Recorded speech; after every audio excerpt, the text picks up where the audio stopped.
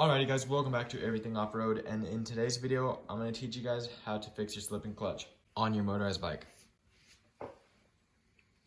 So what we're going to do is we're going to take some Scotch-Brite or some fine grit sandpaper and then go like this on the clutch plate. And basically what you're doing is you're deglazing the clutch plate. Take a sponge, with the scrubbing side, and then just go like that. And then after you do that, then you're going to take some sandpaper, but not that hard. And then you're just gonna go like this. Just like that.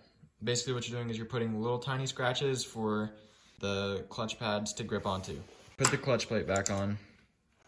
Put your flower nut on. Make sure you have the motorized bike in the neutral position. Then what you're gonna do is you're just gonna tighten this down to the furthest notch you can. Then what you're gonna do is you're gonna go back. So that'll be one notch back.